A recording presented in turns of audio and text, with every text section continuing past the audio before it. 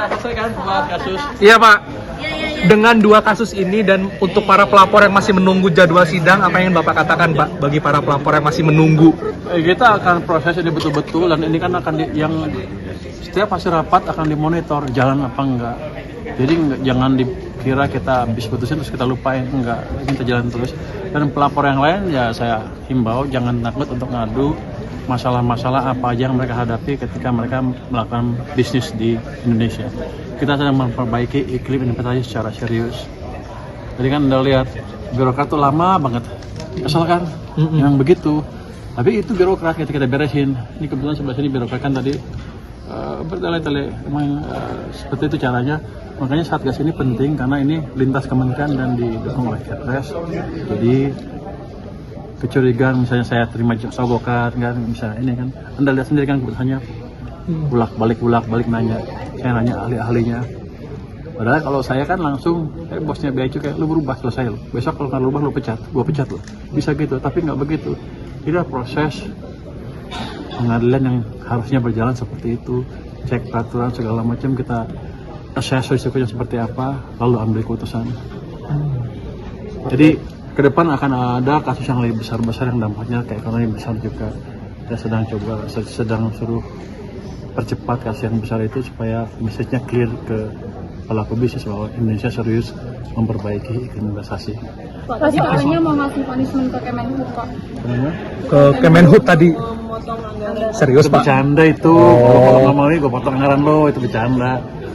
Tapi kalau mereka nggak kita kirim surat dan nggak balas, itu bisa kita lakukan.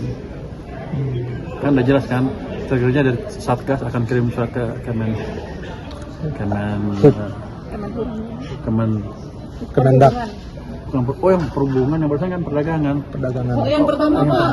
Yang pertama yang ke Yang kapal. Itu bercanda juga, artinya kita serius untuk memastikan itu berjalan. Tapi warningnya itu, kalau diminta nggak jalan nanti dikasih warning berapa kali, ya tahu-tahu gajinya nggak keluar lah. Kira-kira gitu. Itu bercanda ya. Soal yang katanya Pak Boboya akan di Pak Noel kan, Bapak udah dengar belum Pak, itu tanggapan Bapak gimana? Saya nggak ngerti apa sih maksudnya. Jadi Bapak akan bisa seperti Pak Noel gitu Pak, dijadikan tersangka. Dijebak begitu Pak. Noel kan terima duit, gue mah nggak terima duit. Dijebak Pak. Dijebak gimana? Katanya menurut dia kasus Bapak tuh mengganggu para bandit gitu Pak. Oh biar aja, yang penting gue nggak terima duit. Noel kan terima, kayaknya terima ya, terima kan dia? Terima. Terima, karena gue nggak terima duit, gaji gue gede di sini, cukup. Jadi kasusnya kecil dan saya nggak tahu kenapa Pak Noel ngomong seperti itu. Mungkin dia sebelah sama gue juga, saya nggak tahu. Tapi case seperti itu di saya mungkin amat kecil kemungkinan terjadi, kecuali saya mulai terima uang di luar gaji ya. Pak, kira-kira apa ada hubungan dengan reformasi pajak dan bea cukai yang sedang Bapak gaungkan Pak? Dengan pernyataan Pak Noel itu? Biar aja, kita kan tetap aja akan reformasi. Noel, saya. Yang penting kan saya nggak terima uang gitu. Begitu kita terima uang, saya terima uang, saya akan amat riskan posisinya. Nggak bisa gerak sana ke sini, pecat orang nggak bisa, geser orang nggak bisa karena orang akan laporkan bahwa saya terima uang dan akan dibocorkan. Jadi selama kita ya gitu-gitu aja bersihlah, kira-kira lurus. Harusnya kasus seperti Noel nggak ini. Mungkin kalau ada yang jebak taruh uang tiba-tiba di mobil saya, itu mungkin kejadian. Tapi kan harus ada latar belakangnya dari kasus seperti apa. Saya sih rasanya nggak ada urusan, saya hanya bertanggung jawab ke presiden, yang lain saya nggak peduli. Ke depan agenda yang sudah terjadwal oleh sidang Satgas P2SP apa aja Pak? Kalau sudah ada yang terjadwal, yang besar yang tadi Bapak bilang itu. Ada yang energi cukup besar tuh. Nanti kita lihat. Saya minta tadi minggu depan untuk disidangkan supaya kelihatan betul kita bisa mendorong proyek besar yang sudah angkrak bertahun-tahun karena kendala yang kecil menurut saya sih. Itu nanti akan lebih seru lagi karena mungkin pemainnya besar-besar ya. Energi di bidang apa tuh Pak, BBM Pak? Oh bukan, nanti kita lihat ya. Pak, harapan ke perusahaan Cina itu Pak. Apa? Harapan BPT yang nanti gimana? Harapan orangnya siapa? Iya. Ya, saya sih ngarapin nanti saya yang terpilih. Cuma juga temen. Harapannya apa? Harapannya ya dia bisa menjalankan kebijakan memberi masukan yang lebih kuat dalam kebijakan moneter yang juga turut memasukkan concern di fiskal. Jadi bukan berarti kita akan orang bilang katanya di Tempo ya fiskal menguasai moneter, enggak, kan beda. Setelah di sana ya dia di sana, saya nggak bisa ngendaliin dia. Cuman kan kalau pemikirannya lebih luas, dia bisa memberikan mana yang berbeda ke diskusi di kebijakan moneter sana. Pak, waktu itu kan Bapak ke kantor Danantara terkait ada komplain soal kotak. Iya. Itu pertemuan dengan Pak Pandu ya Pak, yang ternyata Pak Pandunya keluar negeri. Oh iya, Pak Andu keluar negeri, saya datang sana. Padahal sore-sorenya ditelepon, WA lah.